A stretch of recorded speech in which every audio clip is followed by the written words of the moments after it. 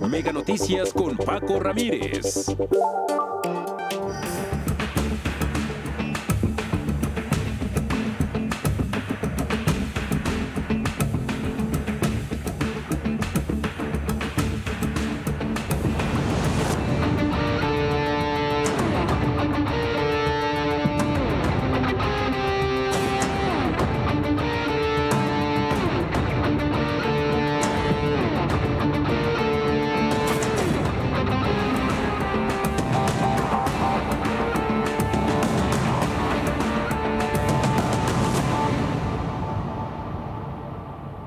Del escandaloso contrabando de gasolina destapado en marzo con bombo y platillo por el gobierno federal, hasta ahora no hay nada más, ni detenidos, ni reporte de daño al erario, cero información. Y hoy se revela un escándalo más. Se reportó entonces, le recuerdo, el decomiso de 10 millones de litros, que ya era histórico, así se marcó. ¿Y qué cree? Fueron 20 millones, la mitad. Esa mitad desapareció. ¿Hasta dónde la corrupción? Pemex, aduanas, políticos, crimen organizado y el millonario atraco al país. Robo de hidrocarburo y evasión fiscal. ¿Quién pone orden en la casa? Vámonos con los datos duros que solo arrojan investigaciones periodísticas. La autoridad en silencio. Leticia Alcántara. Gracias. La confiscación de combustibles en Tamaulipas y Ensenada sigue destapando una red de complicidades. Mexicanos contra la Corrupción y la Impunidad dio a conocer que en el decomiso del 19 de marzo del buque Challenge Protection en el puerto de Tamaulipas, el gobierno federal solo reportó la mitad del volumen del combustible decomisado a la empresa Itanza. Y es que la empresa Itanza presentó 4 amparos en los que reclama la confiscación de 20.6 millones de litros de supuesto aditivo y presentó una factura emitida por la empresa tejana Heavy Transport, mientras que las autoridades federales reportaron el aseguramiento de 10 millones de litros de combustible ilegal. ¿Dónde quedaron los otros 10? Sin embargo, el pedimento de importación se realizó con fecha del 18 de marzo desde el domicilio de un sencillo apartamento en la avenida Luis Elizondo, en la colonia Altavista de Monterrey, Nuevo León. Mexicanos contra la Corrupción y la Impunidad reveló que Francisco Javier Antonio Martínez, director de Administración y Finanzas del Sistema Portuario Nacional Acipona en Tampico, Tamaulipas, está involucrado en este decomiso, ya que es socio de los accionistas de Intanza, Ricardo Ayón Rodríguez y Ramiro Rocha Alvarado. Por esta importación, Intanza fue suspendida del padrón de importadores del SAT el 31 de marzo. A pesar de las evidencias, Javier Martínez no ha sido removido de su cargo y continúa en funciones que asumió en marzo de 2024, un mes antes de que Intanza regresara por primera vez a ese puerto con un cargamento de supuestos aditivos. En sus declaraciones patrimoniales reportó ingresos por 2 taquerías y un taller mecánico, además de la adquisición de 18 vehículos, incluyendo autos clásicos y motocicletas de lujo. En el otro decomiso, el de 8 millones de litros en Ensenada, las indagatorias se han centrado en las empresas encargadas del transporte de hidrocarburos del buque al predio donde fue decomisado. Se trata de las autolíneas Roca y Mefra Fletes, que comparten como accionistas a Héctor Manuel Portales Ávila y Roberto Blanco Cantú, también conocido como Roberto Brown Cantú o el Señor de los Buques. Blanco Cantú, de 30 años, nació en Ciudad Victoria, Tamaulipas, pero creció y estudió en Brownsville, Texas. Varios de sus familiares tienen antecedentes de actividades criminales. Su hermano mayor, Rigoberto Blanco Cantú o Rigoberto Brown Cantú, y su cuñado, Marco Antonio Medina, han sido señalados por el FBI de ser integrantes del grupo criminal que encabeza Carlos Fabián Martínez, yerno y operador del narcotraficante Osiel Cárdenas Guillén, quien se hacía cargo de la extorsión a despachos aduanales transfronterizos y también del lavado de dinero. Hasta aquí los datos. Leticia, muchas gracias. Y ya le digo, toda esta información viene de investigaciones periodísticas. La autoridad no ha dado un solo dato.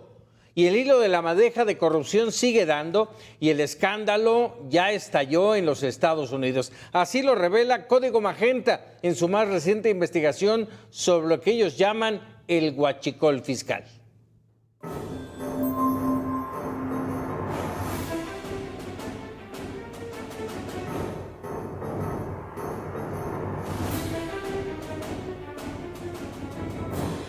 El escándalo del contrabando de huachicol fiscal estalló ya en los Estados Unidos y 4 miembros de una familia de Utah fueron detenidos acusados de contrabando de combustibles procedentes de México y lavado de dinero de la mano de cárteles mexicanos, ahora etiquetados como grupos terroristas.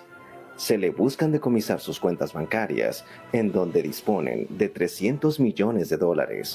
Fue una operación conjunta, la más importante en el terreno de energéticos en territorio norteamericano y mexicano, en la que participaron el FBI en coordinación con la DEA, Homeland Security, el Internal Revenue Service y jefes policíacos de distintos estados de la Unión Americana. En el acto fueron detenidos James Jensen, su esposa Kellyanne Jensen y sus 2 hijos, Max y Zachary, quienes desde el miércoles pasado fueron recluidos en la prisión de Salt Lake County, aunque el viernes el patriarca de la familia fue puesto en libertad, dotado de un brazalete electrónico para su ubicación por GPS. Se le acusa de conspirar para contrabandear 2.881 cargamentos ilegales de petróleo crudo desde México a los Estados Unidos, donde eran depositados en una terminal de energéticos propiedad de los Jensen en Río Hondo, Texas, una ciudad cercana a Harlingen y a Brownsville.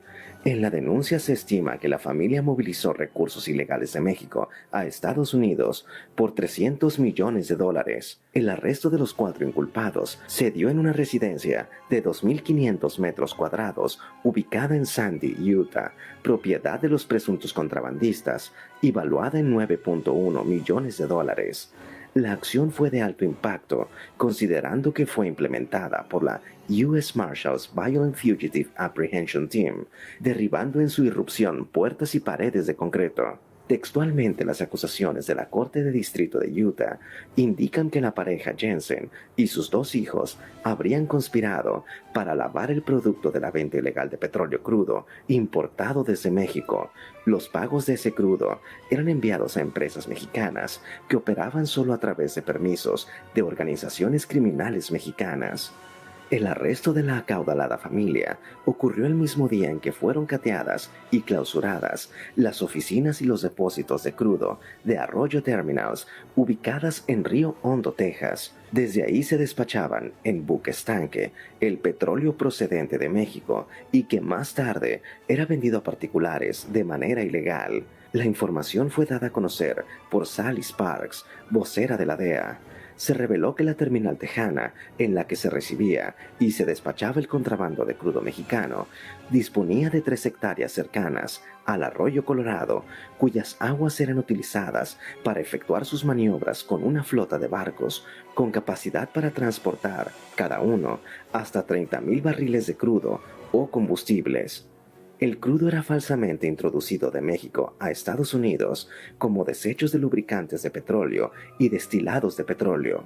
Los cargos imputados, una vez dada una sentencia, podrían alcanzar la pareja Jensen por lo menos 20 años de prisión. Los arrestos y la intervención de la familia Jensen, de sus empresas y de sus cuentas bancarias se dieron el mismo miércoles en que fue reportada la desaparición de un empresario regiomontano relacionado con el transporte de productos petrolíferos. El personaje y su chofer habrían sido hallados 24 horas después en su auto, desbarrancados en una carretera de Jalisco. De acuerdo a los servicios de inteligencia norteamericanos, se investigan las potenciales vinculaciones de la familia Jensen, no solo con prominentes personajes de la política en el gobierno de la Cuarta Transformación, sino con jóvenes huachicoleros fiscales y factureros de cuello blanco que tienen asentadas sus operaciones en el municipio de San Pedro Garza García, en Nuevo León, y que ya están siendo investigados. Lo curioso es que a pesar de las evidentes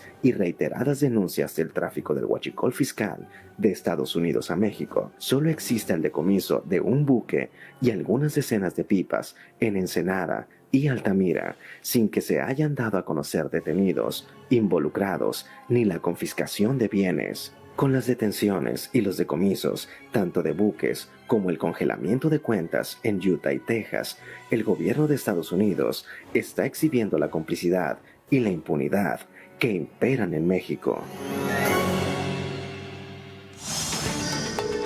100 palabras de Stephanie Enaro.